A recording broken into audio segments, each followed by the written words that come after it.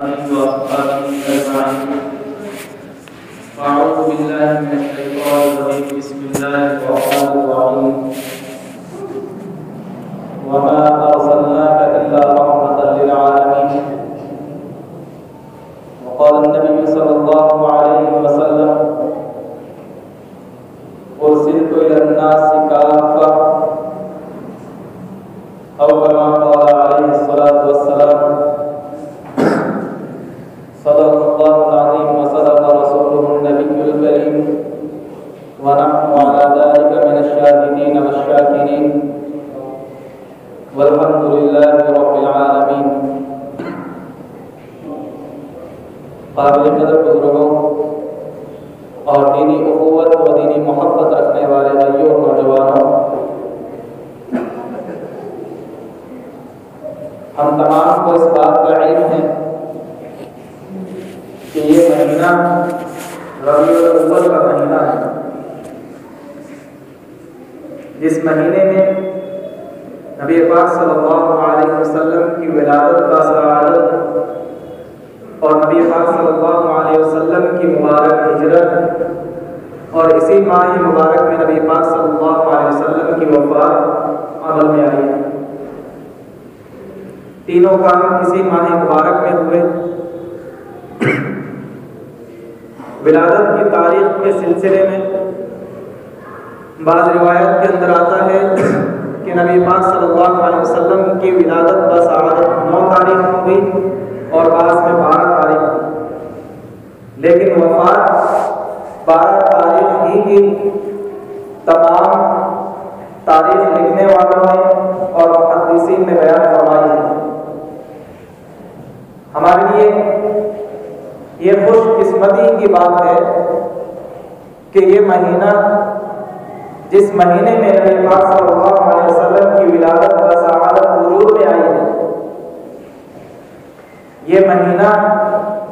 برکتوں والا، رحمتوں والا اور خوش ہونے کا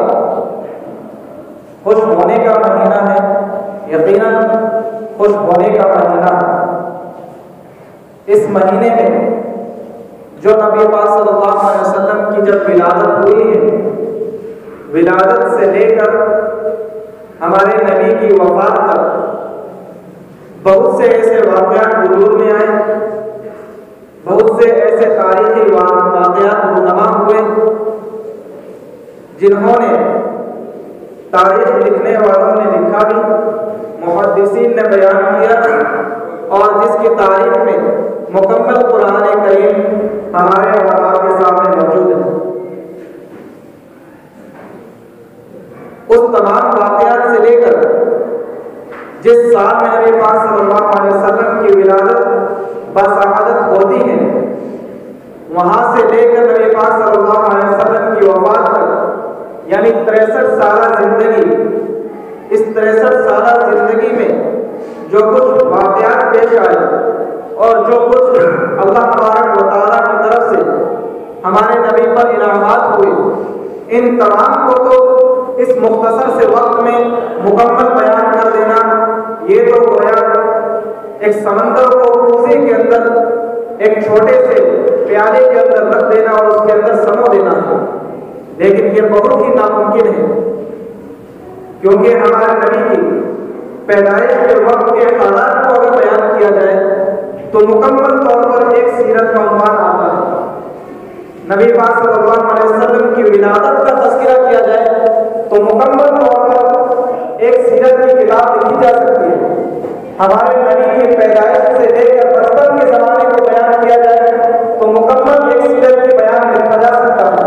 ہمارے نبی کے جوانی کے زمانے کو بیان کیا جائے تو مکمل طور پر ایک عنوان بیان کیا جا سکتا ہے۔ ہمارے نبی کے شادی کے واقعات کو اور ازواج مطہرات کے ساتھ رہنے کے واقعات کو بیان کیا جائے تو مکمل طور پر ایک سیرت کا عنوان پیش آ سکتا ہے۔ ہر عنوان ایسا ہے کہ جس عنوان کے لیے بہت سارا وقت بھی اور بہت سارا ذخیرہ بھی چاہیے، لیکن اس مختصر سے وقت میں کوشش یہ کروں گا کہ اللہ کے نبی صلی اللہ علیہ وسلم کے پیدائش کے حالات سے لے کر وفات تک مختصراً اس طور پر پیش کر دوں، اور یہ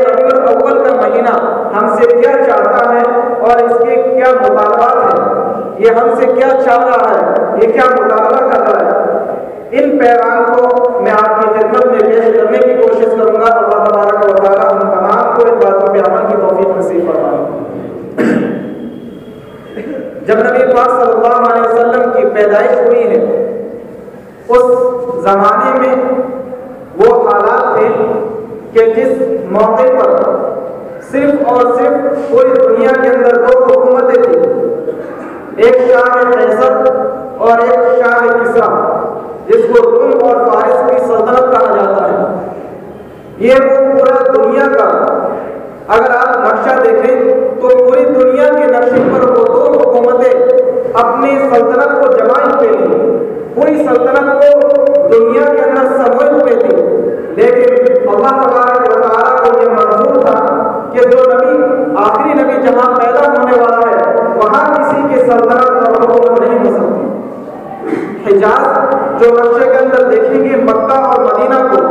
وہ ایسی جگہ ہے کہ جہاں نہ روم کی سلطنت تھی اور نہ فارس کی، جہاں نہ قیصر نہ حکومت کر رہا تھا اور نہ ہی کسریٰ حکومت کر رہا تھا۔ یہ مکہ اور مدینہ کا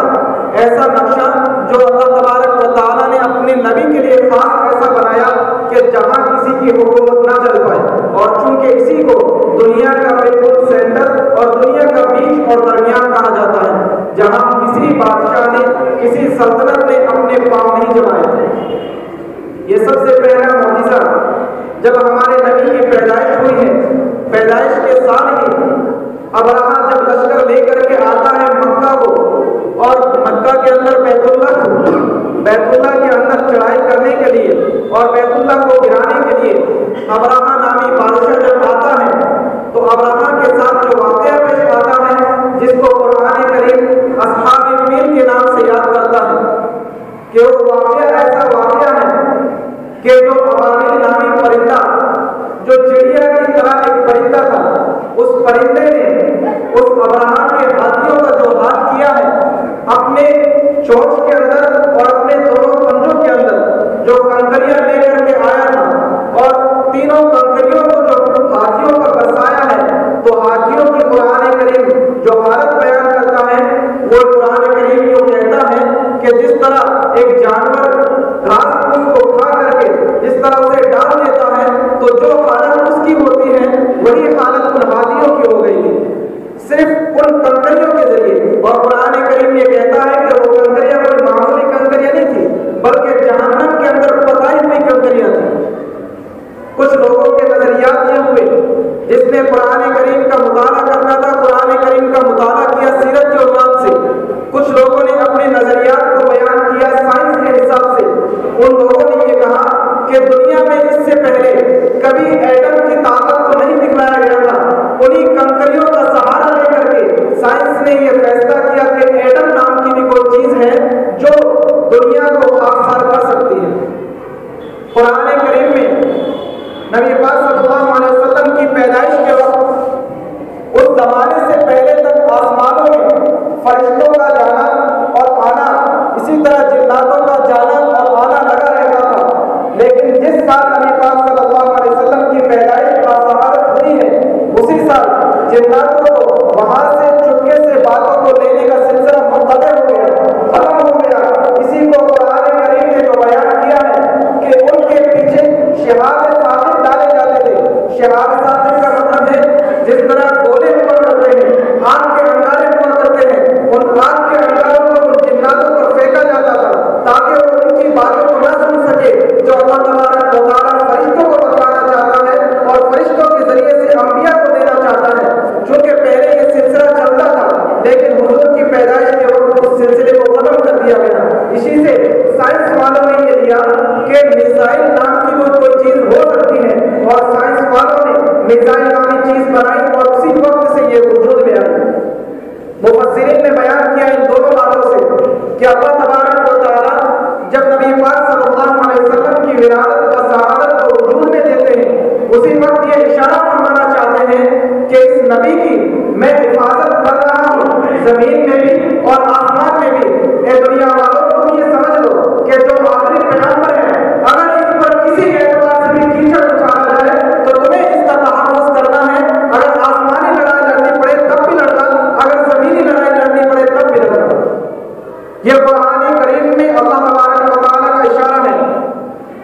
اب آئیے نبی پاک صلی اللہ علیہ وسلم کی جب ولادت بسعادت ہوتی ہے تو اسی سال جو برکتیں اور جو رحمتیں دائی حلیمہ مکہ کے اندر عام دستور یہ تھا کہ جب کوئی دیہات میں مکہ کے اندر بچہ پیدا ہوگا تو دیہات کی عورتیں اس بچے کو لینے کے لیے جاتی تھی، وہ مکہ کے اندر آتی تھی، چونکہ حلیمہ سعدیہ کی قسمت میں حضور لکھے تھے، اور دوسری عورتیں وہ یہ سمجھتی تھی کہ اس یتیم کے گھر میں ہمارے پاس کیا ہے،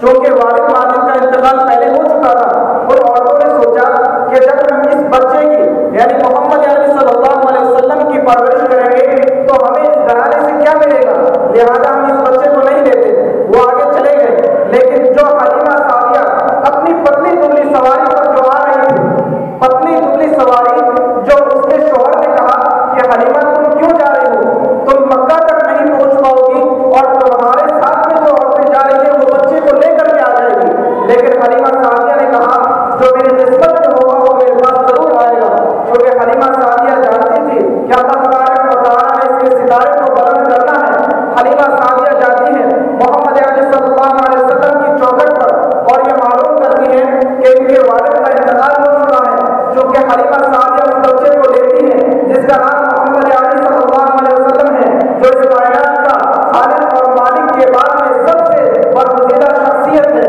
اس کائنات کا اللہ تبارک و تعالیٰ کے نزدیک سب سے اہم مقام ہے، وہ بچہ ہے محمد صلی اللہ علیہ وسلم۔ حلیمہ سعدیہ اسے اپنی گود میں لیتی ہے اور اسے لے کر کے جب روانہ ہوتی ہے اسی وقت سے جو برکتیں حلیمہ سعدیہ کے ساتھ میں ہو جاتی ہے، اللہ تبارک و تعالیٰ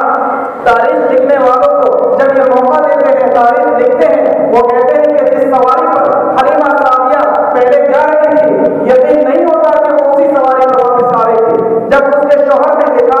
کہ حلیمہ تم تو وہ سواری لے کے گئے تھے جو چل نہیں آ پا رہی تھی، جو چل بھی نہ پا رہی تھی، اس سواری کو تم لے کے گئی تھی، لیکن حلیمہ نے کہا جس بچے کو میں نے لیا ہے، جب سے میں نے اس کو اپنی گود میں بٹھایا ہے، اپنی سواری پر اسے سوار کیا ہے، اس وقت سے یہ برکتیں ہمارے ساتھ میں ہو گئی ہے۔ چونکہ حلیمہ سعدیہ جب اسے اپنے گھر میں لے کے آتی ہے تو اپنے گھر کے اندر دیکھتی ہے کہ مکہ کے دیہات کے اندر جب پورا تحت سالی کا زمانہ ہوتا ہے، تمام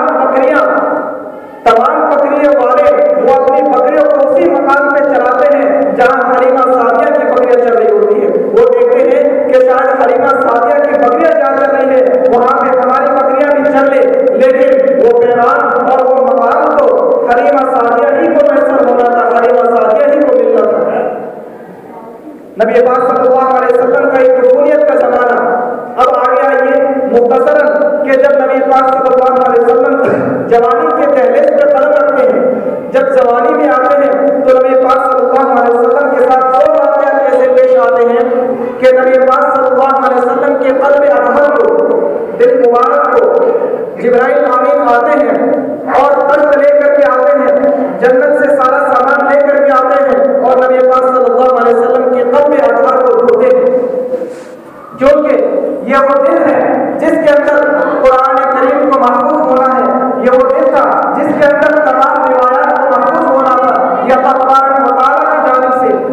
جبرائیل امین تمام سامان لے کر کے جنت سے آتے ہیں، لیکن زمزم کا پانی استعمال کیا جاتا ہے بجائے جنت کے پانی کے استعمال کرنے کی۔ کیوں؟ جنت کے پانی کے بجائے استعمال کیا زمزم کے پانی کو۔ زمزم کے پانی کی خصوصیات جو بتائی ہے نبی پاک صلی اللہ علیہ وسلم نے فرمایا کہ زمزم کی خصوصیت ایسی ہے کہ زمزم کا پانی یہ جنت کے اندر چلنے والی نہر کے پانی سے زیادہ افضل ہے۔ کیوں؟ اس لیے کہ جو جنت کی نہر کا پانی ہے وہ صرف اور صرف اللہ تبارک و تعالیٰ کے حکم کن فیکون کی وجہ سے وجود میں آیا ہے، لیکن یہ جو زمزم کا پانی ہے اس کے اندر تین خصوصیات ہیں، تین خصوصیات ملی ہوئی ہیں۔ سب سے پہلے میرے دادا یعنی حضرت اسماعیل علیہ السلام کے پیروں کے رگڑنے کی وجہ سے، دوسرے نمبر پر جبرائیل امین کے پروں کے مارنے کی وجہ سے، اور تیسرے نمبر پر میرا دعا مبارک یعنی میرا دھوپ مبارک اس کنویں کے اندر گیا ہے۔ لہذا ان تین خصوصیتوں کی وجہ سے جنت کے نہر کے پانی سے افضل یہ زمزم کا پانی ہے۔ اس پانی کو استعمال کیا گیا نبی پاک صلی اللہ علیہ وسلم کے قلب اطہر کو دھونے کے لیے۔ دو مرتبہ ایسے واقعات پیش آئے۔ اب آئیے نبی پاک صلی اللہ علیہ وسلم شادی کے واقعات۔ سب سے پہلے نبی نبی پاک صلی اللہ علیہ وسلم نے شادی کی حضرت خدیجہ رضی اللہ تعالیٰ عنہ سے، جن کی عمر 40 سال تھی۔ نبی پاک صلی اللہ علیہ وسلم کی عمر مبارک 25 سال اور حضرت خدیجہ کی عمر 40 سال۔ سب سے پہلا نکاح کر رہے ہیں جو پہلے سے 2 شوہروں سے بیوہ ہو چکی ہیں، جو پہلے سے 2 شوہروں سے بیوہ ہو چکی ہیں، ایسی عورت سے شادی کر رہے ہیں نبی پاک صلی اللہ علیہ وسلم، جو ساری کائنات کے لیے، جو ساری کائنات جن کے لیے سجائی گئی ہے، جو ساری کائنات وجود انہیں کے لیے دی گئی ہے، وہ شخص 25 سال کی عمر میں 40 سال کی 2 شوہروں سے بیوہ عورت سے شادی کرتا ہے۔ اور آج کل ہمارے برادران وطن یہ کہتے ہیں کہ آپ کے نبی نے خواہش کی بنیاد پر شادیاں کی ہیں۔ نبی پاک صلی اللہ علیہ وسلم نے خواہش کی بنیاد پر نہیں، صرف اور صرف اللہ تبارک و تعالیٰ کے حکم کی بنیاد پر، صرف اور صرف اللہ تبارک و تعالیٰ کے دین کی نشر و اشاعت کی بنیاد پر، صرف اور صرف اللہ تبارک و تعالیٰ کا حکم تھا، ورنہ کوئی خواہش نہیں تھی۔ اگر خواہش ہوتی تو کیا 25 سال کا نوجوان 40 سال کی 2 شوہروں سے بیوہ عورت سے شادی کرتا؟ ہرگز نہیں ہو سکتا۔ اور تمام کی تمام بیوہ عورتیں تھیں، صرف اور صرف ایک حضرت عائشہ رضی اللہ تعالیٰ عنہ، صرف اور صرف ایک حضرت عائشہ رضی اللہ تعالیٰ عنہ، جو 6 سال کی عمر میں شادی اور 9 سال کی عمر کے اندر رخصت تھی، اور وہ عرب کا ماحول تھا، یہ ہماری عقل کے خلاف نہیں ہے، وہ عرب کا ماحول تھا، دستور تھا، مزاج تھا، اس کے مطابق ہمارے نبی نے شادی فرمائی ہے۔ اس کا واقعہ قرآن کریم میں جب حضرت عائشہ رضی اللہ تعالیٰ عنہ پر تہمت لگائی گئی، ایک سفر کے اندر حضرت عائشہ رضی اللہ تعالیٰ عنہ پیچھے رہ گئی تھی،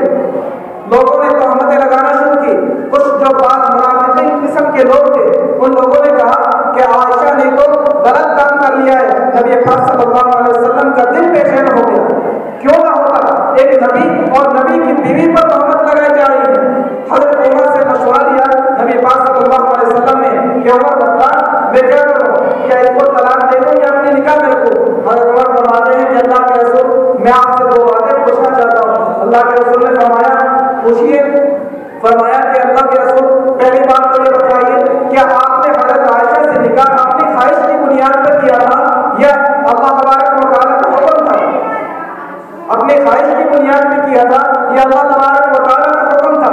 نبی پاک صلی اللہ علیہ وسلم نے فرمایا یہ میں نے صرف اور صرف اللہ کے حکم کی بنیاد پہ کیا ہے، ورنہ میری کوئی خواہش نہیں تھی۔ اس لیے کہ مجھے خواب کے اندر دکھلایا گیا، حضرت ابو بکر کو دکھلایا گیا اور کئی صحابہ کرام نے پیشین گوئی کی کہ حضرت عائشہ کا نکاح نبی پاک صلی اللہ علیہ وسلم سے ہونا ہے۔ حضرت عمر نے دوسری بات پوچھی کہ اللہ کے رسول دوسری بات مجھے یہ بتائیے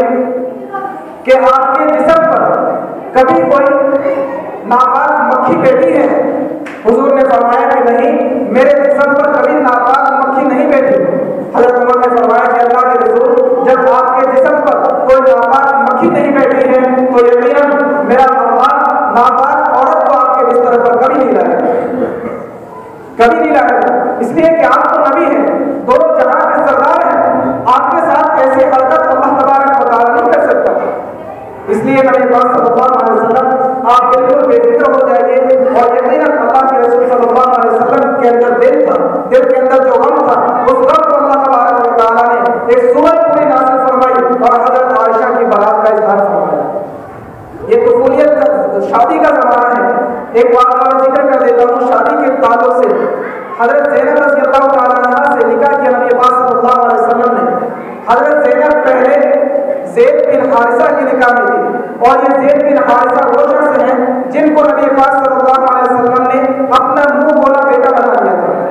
جن کو گود لے لیا تھا، اپنے یہاں گود لینا کہتے ہیں، جن کو گود لے لیا تھا حضرت زید بن حارثہ کو۔ جب نبی پاک صلی اللہ علیہ وسلم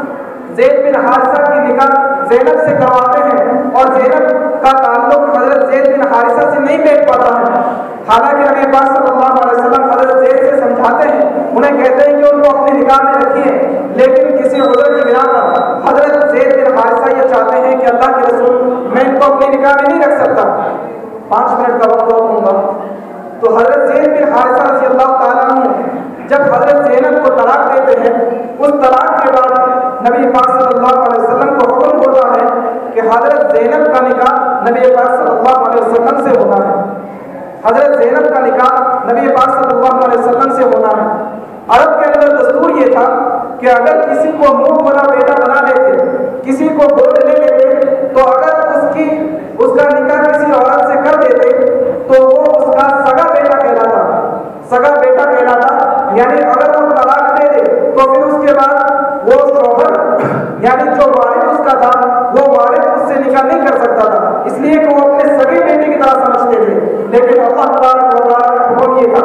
اس دستور کو توڑوانا تھا، اس دستور کو لوگوں کے ذہن سے نکلوانا تھا کہ منہ بولا بیٹا وہ سگے بیٹے کی طرح نہیں ہوتا، منہ بولا بیٹا یعنی گود دیا ہوا بیٹا وہ سگے بیٹے کی طرح نہیں ہوتا۔ اس لیے اگر زینب کو طلاق دے دیا گیا ہے تو نبی پاک صلی اللہ علیہ وسلم آپ اپنی نکاح میں لے لیجیے اور اس کو پاک دامن کر دیجیے۔ یہ واقعہ نبی پاک صلی اللہ علیہ وسلم کی شادی کے مواقع پہ پیش آئے۔ ربیع الاول کے تعلق سے 5 منٹ کے بعد آپ حضرات کی خدمت میں پیش کرتا ہوں۔ ربیع الاول کا مہینہ، یہ مہینہ، اس مہینے میں کچھ لوگ یہ چاہتے ہیں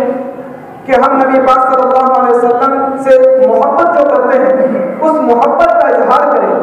اور ہر شخص یہ چاہتا ہے جس کو کسی سے محبت ہوتی ہے تو محبت کا اظہار کرتا ہے، کچھ زبان سے کہتے ہیں، کچھ اپنے کردار سے بتلاتے ہیں، اور کچھ کئی اعتبار سے اپنے بتلاتے ہیں کہ ہمیں حضور سے محبت ہے۔ کسی بھی شخص سے اگر محبت کی جائے تو اس محبت کے اندر 2 باتوں کا خاص خیال رکھا جاتا ہے۔ سب سے پہلے تمہارے محبوب کا مقام اور مرتبہ کیا ہے، جس سے محبت کی جاتی ہے اس کا مقام اور مرتبہ دیکھا جاتا ہے کہ اس کا مقام اور مرتبہ کیا ہے۔ دوسرے نمبر پر جس سے تمہیں محبت ہے اس محبوب کی پسند کی چیز کو دیکھا جاتا ہے کہ انہیں کیا پسند ہے۔ دنیا کا دستور ہے، دنیا کا عام دستور ہے، 2 چیزوں کا دیکھا جاتا ہے کہ محبوب کے مقام اور مرتبہ کیا ہے اور محبوب کی پسند کیا ہے۔ اب آئیے ان لوگوں کی طرف جو یہ اپنی محبت کا اظہار کرتے ہیں، لیکن محبت کا اظہار اس طور پر کہ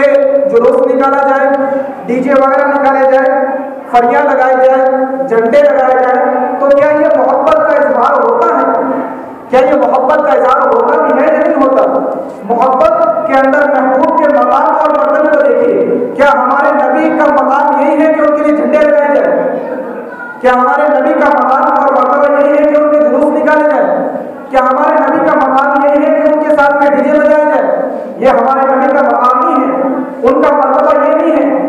اور اس کے ساتھ میں ہمارے محبوب کی پسند کیا ہے؟ کیا ہمارے محبوب کو یہ پسند ہے کہ ان کے لیے اپنے گھر کے اندر ایک جھنڈی لگائی جائے اور پھر جھنڈی سے محبت کا اظہار ہو گیا؟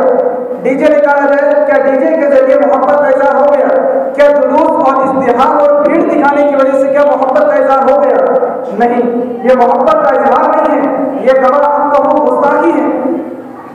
3 چیزیں ہیں جو محبت کے اظہار کے لیے کی جانی چاہیے اور کی جاتی ہیں۔ کچھ مقامات پہ کی جاتی ہے لیکن ہر جگہ پہ ہونی چاہیے۔ سب سے پہلی چیز، جب ربیع الاول کا مہینہ آئے تو اس مقام پہ نبی پاک صلی اللہ علیہ وسلم کی سیرت کو مطالعہ کیا جائے اور سیرت کو ہماری نئی نسلوں تک پہنچایا جائے۔ سب سے پہلی چیز، ہم خود سیرت کو پڑھیں اور ہماری نئی نسل کو سیرت کے عنوان سے آگاہ کروائیں، ان سے کہیں کہ ہمارے نبی ایسے تھے، ہمارے نبی کا اٹھنا بیٹھنا ایسا تھا، ہمارے نبی کا شادی کا انداز یہ تھا، ہمارے نبی کی وفات جب ہوئی تو صحابہ کا طریقہ یہ تھا۔ یہ ہمارے محبوب کا پوری زندگی کا طریقہ ہم نئی نسل کو بتلائیں، پہلی چیز۔ دوسری چیز جو محبوب کے محبت کا اظہار کا ہونا چاہیے وہ طریقہ یہ ہے کہ ہمارے برادران وطن غیر مسلموں کو ہمیں یہ بتانا چاہیے کہ ہمارے نبی کے اخلاق یہ تھے۔ اس کے لیے باقاعدہ کتابیں چھپوائی جائیں،